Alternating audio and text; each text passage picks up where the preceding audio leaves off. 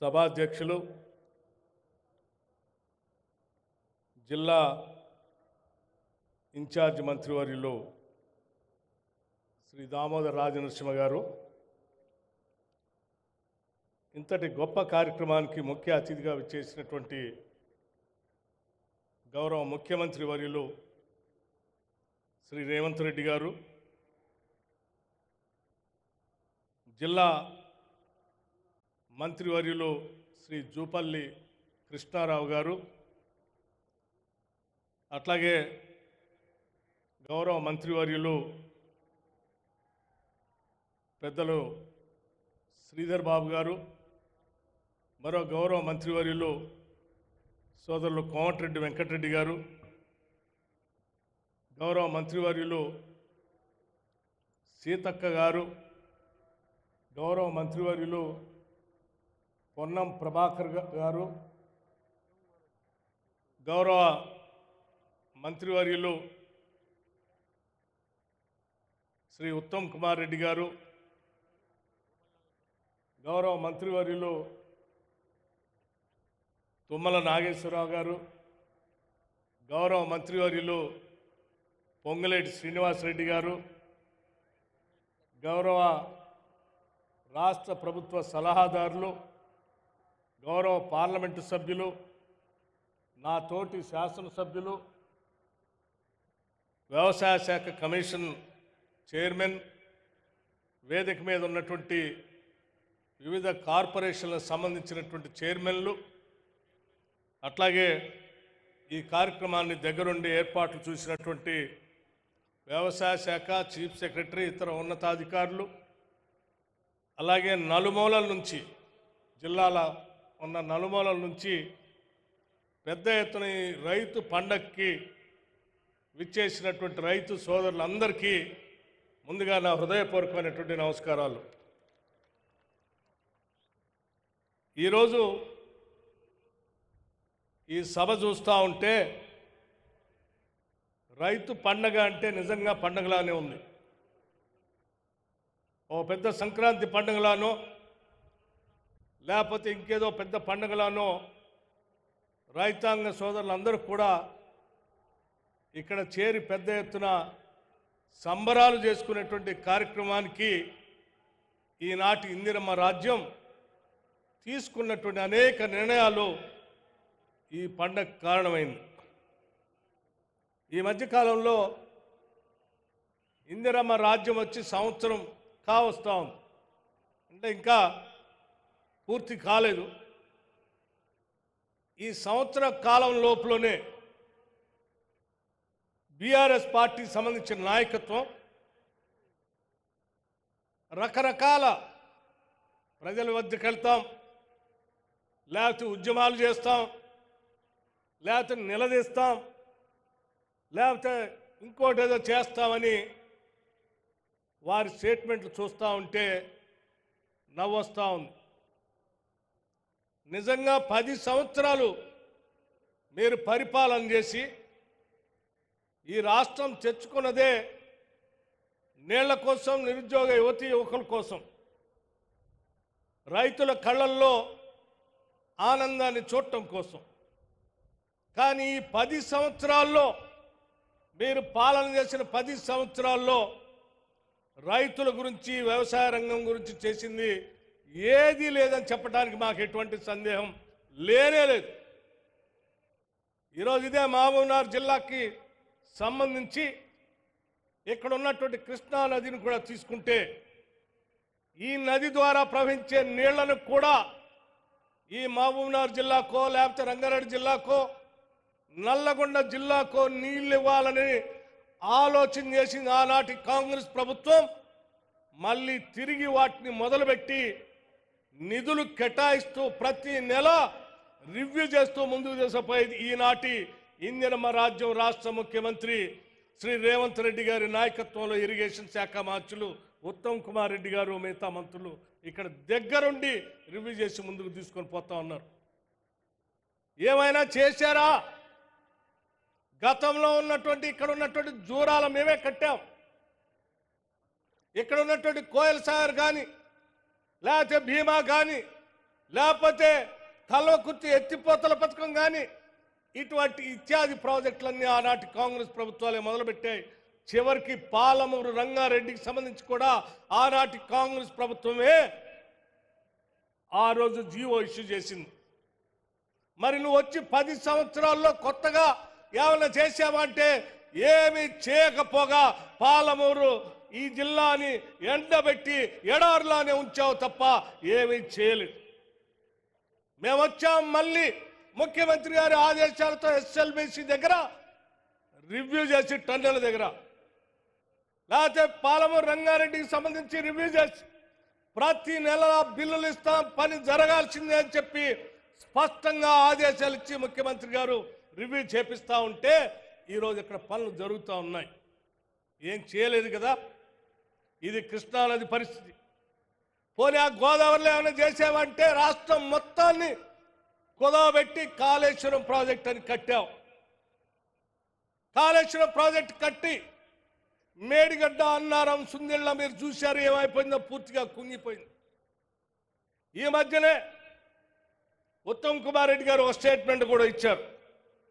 అయ్యా మీ కాళేశ్వరం పని చేయకపోయినా, మేడిగడ్డ, అన్నారం, సుందిళ్ళ కుంగిపోయినా, అందులోంచి చుక్క నీళ్లు తీసుకోకపోయినా మా ప్రభుత్వం ఒక పకడ్బందీ ప్రణాళికతో గతంలో కట్టినటువంటి అనేక ప్రాజెక్టు ద్వారా ఎస్ఆర్ఎస్పి కానీ, కడెం కానీ, శ్రీపాద ఎల్లంపల్లి కానీ, లేకపోతే మిడ్ మానేర్ కానీ, లోయర్ మానేర్ లాంటి అనేక ప్రాజెక్టుల ద్వారా చివరికి దేవాదులు లాంటి వాటితో తీసుకున్నటువంటి ప్రణాళికాబద్ధంగా జాగ్రత్తగా పనులు చేస్తే దాదాపు 66,77,000 ఎకరాల్లో వరి సాగు చేస్తే 153 లక్షల టన్నులు అత్యధికం ఈరోజు రాష్ట్రంలో ఉత్పత్తి జరిగింది. మరి కాళేశ్వరం లేదే, మేడిగడ్డ లేదే, అన్నారం లేదే, సుందిళ్ళ లేదే.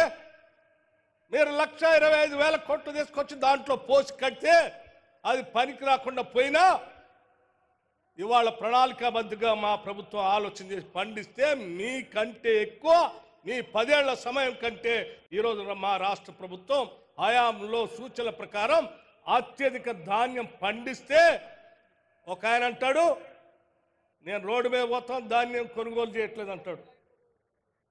ఎక్కడ ధాన్యం కొనుగోలు చేయట్లేదు? పకడ్బందీగా అత్యంత ప్రణాళికాబద్ధంగా కొన్ని వేల సెంటర్లో ధాన్యం కొనుగోలు సెంటర్ని ఐకేపీ సెంటర్ల ద్వారా ప్రారంభోత్సవం చేయటమే కాకుండా మీలాగా నెలల తరబడి డబ్బులు ఇవ్వకుండా వారం రోజుల్లోనే వాళ్ళ ఖాతాలోకి డబ్బులు వచ్చేటట్టుగా కూడా చాలా స్పష్టంగా ఈనాటి ప్రభుత్వం చేసి ముందుకు పోతాం. ఇది కాంగ్రెస్ ప్రభుత్వం రైతుల కోసం ఆలోచన చేసినటువంటి ప్రభుత్వం. ఇంకో ఆయన అంటాడు నేను ఉద్యమం చేస్తా, బయటకు వచ్చి ఏం ఉద్యమం చేసేది 10 ఏళ్ల పాటు ₹1,00,000 రుణమాఫీ చేస్తా అని చెప్పి 2014-18 నుంచి 4 దఫాలుగా ఇన్స్టాల్మెంట్లో చేస్తే ఆ డబ్బులు వడ్డీకే సరిపోలే. 2018-2023 వరకు ₹1,00,000 రుణమాఫీ చేస్తామని మాటలు చెప్పేవే తప్ప అవి చేయకుండానే గాలికి వదిలేసిపోయినాం. మేము మా ముఖ్యమంత్రి గారు యావత్ రాష్ట్ర మంత్రిమండలి మొత్తం కూడా ఆలోచన చేసి ఆనాటి కాంగ్రెస్ ప్రభుత్వ ఎన్నికల సందర్భంలో మేము ఇచ్చిన హామీ మేరకు తప్పనిసరిగా 2 లక్షల లోపులో ఉన్నటువంటి రైతుల రుణాలన్నిటి కూడా మాఫీ చేస్తామని చెప్పి చాలా స్పష్టంగా మాట ఇవ్వటమే కాదు, ఆగస్టు 15 లోపల కల్లా చేస్తానని ముఖ్యమంత్రి గారు మాట ఇవ్వటమే కాకుండా మీలాగా తప్పించుకోవాలి ఇచ్చిన మాట ప్రకారం మాట తప్పకుండా వెనక్కి తిరగకుండా కేవలం 15 రోజుల్లోనే 18,000 కోట్ల రూపాయలు 2 లక్షల లోపల ఉన్న వాళ్ళందరికీ రుణమాఫీ చేశాం.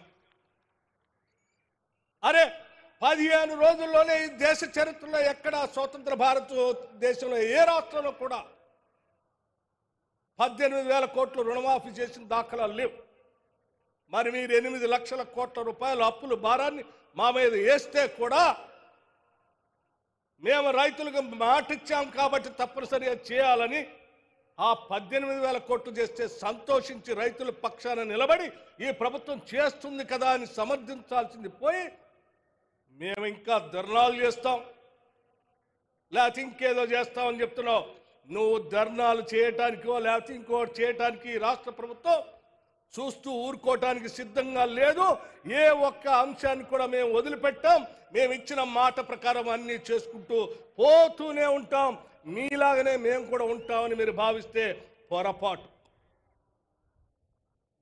18,000 కోట్ల రూపాయలు ఇచ్చిన తర్వాత కొద్ది మందికి రేషన్ కార్డు లేకనో ఆధార్ కార్డు తప్పిపోయో లేకపోతే బ్యాంక్ అకౌంట్ తప్పిదం వల్ల వాటి వల్ల కొద్దిమంది ఆగిపోతే ఇయ్యలేదు, మీరు మాట తప్పారు, మీ మీద ఉద్యమం చేస్తా ఉన్నారు. ఎందుకు చేస్తావయ్యా? మేమే వదిలిపెట్టడానికి సిద్ధంగా లేవు. మీకంటే ముందే మా వ్యవసాయ శాఖ మంత్రి గారు, మా ముఖ్యమంత్రి గారు రాష్ట్ర ప్రభుత్వ యంత్రాంగానికి ఆదేశాలు ఇచ్చి అలా మిగిలిపోయినటువంటి వాళ్ళు ఎంతమంది ఉన్నారో ఇంటింటికి వెళ్ళి లెక్క తీయండి. వాళ్ళంతా మన రైతు బిడ్డలే, వాళ్ళకు కూడా ఇవ్వాల్సిందే అని చెప్పి కేవలం ఈ 3 నెలల్లో మొత్తం ఇంటింటికి తిరిగి లెక్కలు తెప్పించి ఈరోజు దాదాపు ఇప్పుడే మీ అందరి ముందు ముఖ్యమంత్రి గారు ఆర్థిక శాఖ ఇద్దరం కలిసి యావత్ మంత్రి మండలి మొత్తం వ్యవసాయ శాఖ మంత్రి గారికి రైతాంగ సోదరులకి దాదాపు 3,000 కోట్ల రూపాయల్ని ఈరోజు చెక్గా ఆ మిగిలిపోయినటువంటి వాళ్ళందరికీ ఇస్తా ఉన్నాం. దాదాపు 3,20,000 మంది రైతాంగ సోదరులకి ఈరోజు అలా రేషన్ కార్డు ఆగిపోయిన వాళ్ళకో లేకుండా ఉన్నటువంటి వాళ్ళకో సంఖ్య తెలియనటువంటి వాళ్ళకు సరిచేసి ఈరోజు మళ్ళీ ఇస్తా ఉన్నాం. సంవత్సరం కాకముందే ఇన్ని వేల కోట్లు రైతుల కోసం మేము వెచ్చించి ముందుకు పోతా ఉంటే మీరేం ఏడుస్తా ఉన్నారు, ఇక్కడ రైతులు ఏమో పండగ చేసుకుంటూ ఉన్నారు. ఇది రాష్ట్రానికి ఉన్నటువంటి నిదర్శనం. మీరు ఏడుస్తూనే ఉండండి, మేము మాత్రం ప్రజల కోసం పండగలు చేస్తూనే ఉంటాం, వాళ్ళ కోసం ఆలోచన చేసి ముందుకు పోతూనే ఉంటామని ఈ సందర్భంగా మీ అందరికీ మనవి చేస్తూ, మీలాగా రైతులకు సంబంధించిన ఇతర అంశాలన్నింటినీ పడకేసి దుప్పడ గప్పేసి వాళ్ళ గాలికి వదిలేసే పరిస్థితిలో లేవు. కేవలం రుణమాఫీ చేయటమే కాదు, పంట నష్టపోతే పంట నష్టపరిహారాన్ని ఇస్తున్నాం. మేము 10 ఏళ్ళు మీరు పంట నష్టపరిహారం గురించి ఆలోచన చేయలే. వరద వల్ల పంట నష్టపోతే ఎకరానికి 10,000 లెక్క కట్టి పంట నష్టపరిహారానికి దాదాపు 100 కోట్లు రిలీజ్ చేసాం మొన్ననే. అట్లాగే రైతాంగ సోదరులకి మీలాగా వాళ్ళకి గాలికి వదిలేలే, వాళ్ళకి ఇన్సూరెన్స్ కట్టాలి. ఆ బీమా వాళ్లే కట్టడానికి వాళ్ళ దగ్గర డబ్బులు ఖర్చు పెట్టడం ఎందుకు, మనమే ప్రభుత్వం తరఫున కడదామని చెప్పి రాష్ట్రంలో ఉన్నటువంటి దాదాపు 50 లక్షల మంది రైతాంగ సోదరులకి 1,433 కోట్లతో మీ ప్రీమియం మొత్తం మేం కట్టాం. 10 ఏళ్ళు టీఆర్ఎస్ నాయకత్వం గురించి ఆలోచన చేయలే. అంతేకాదు పండిన పంటకి ఇన్సూరెన్స్ కూడా ఉండాలనేటువంటి ఆలోచనతో రాష్ట్ర ప్రభుత్వం పంట కోసం మీరు కట్టే ఇన్సూరెన్స్ని దాదాపు 2,500 కోట్ల రూపాయల్ని రాష్ట్ర ప్రభుత్వ రైతుల పక్షాన ప్రీమియం కట్టడానికి కూడా ముందుకొచ్చాం. అంతేకాదు మీరు వదిలేసినటువంటి drip irrigation, sprinklers, poly house, లేకపోతే ఫార్మ్ మెకనైజేషన్ ఇత్యాది అన్నిటికి కూడా సబ్సిడీలు ఇస్తూ ఈరోజు వ్యవసాయ రంగాన్ని అభివృద్ధి చేయటం కోసం పెద్ద ఎత్తున వ్యవసాయ రంగానికి దాదాపు 73,000 కోట్ల రూపాయలు ఈ రాష్ట్ర బడ్జెట్లో నిధులు కేటాయించి వ్యవసాయాన్ని ఒక పెద్ద అద్భుతమైన పండగలాగా చేసే ప్రభుత్వం కాంగ్రెస్ ప్రభుత్వం. ఈ ప్రభుత్వం మీద నువ్వు ఉద్యమం చేస్తా అంటే నీలాగా ఏడిసే వాళ్ళు వచ్చి నీతో కూర్చుంటారు తప్ప పండగ చేసుకునేటువంటి వాళ్ళు ఎవరు నీతో రారో, నీ దగ్గరకు కూడా రారో. ఈ రాష్ట్రంలో ఉన్న రైతులంతా కాంగ్రెస్ పార్టీ ప్రభుత్వంతోనే ఉంటారని ఈ సందర్భంగా మీ అందరికీ నేను మనవి చేస్తూ, ఇంకా అనేక సంక్షేమ కార్యక్రమాలు ఇప్పుడే రైతులతో పాటు ఈ రాష్ట్రంలో ఉన్నటువంటి మహిళలకు కూడా కోటీసులు చేయాలని 5 సంవత్సరాల్లో 1,00,000 కోట్ల రూపాయలు వడ్డీ లేని రుణాలు ఇవ్వాలని కూడా వాళ్ళకు కూడా ఇప్పుడే ఇక్కడ ఒక చెక్ ఇచ్చాం. అరే, ఇక్కడ మీరు అప్పులు సృష్టించి రాష్ట్రాన్ని తాకట్టు పెట్టి 8 లక్షల కోట్లు అప్పు చేసిపోతే మేము రూపాయి పోగేసి సంపద సృష్టించిన ప్రతి పైసాని ప్రజల కోసమే పంచడం కోసం మేమందరం సమిష్టిగా పనిచేసి ముందుకు పోతా ఉన్నాం. ఇది ప్రజల కోసం నిబద్ధతో పనిచేసేటువంటి ప్రజా ప్రభుత్వం, ఇందిరమ్మ రాజ్యం, కాంగ్రెస్ ప్రభుత్వం అని చెప్పి మీ అందరిది, ఇది మనందరి ప్రభుత్వం. ఇది దొరల ప్రభుత్వం కాదు, ప్రజల ప్రభుత్వం. ఇది మనందరి ప్రభుత్వం అని చెప్పి మీ అందరికీ సవినయంగా మనవి చేస్తూ, ఈ పండుగలో పాలు పంచుకోవడానికి వచ్చిన మీ అందరికీ మరొక్కసారి నా హృదయపూర్వకమైనటువంటి నమస్కారాలు చెప్పడమే కాకుండా రాబోయే 4 సంవత్సరాలు కూడా మనం ఇదే రకంగా పండగ చేసుకుందాం.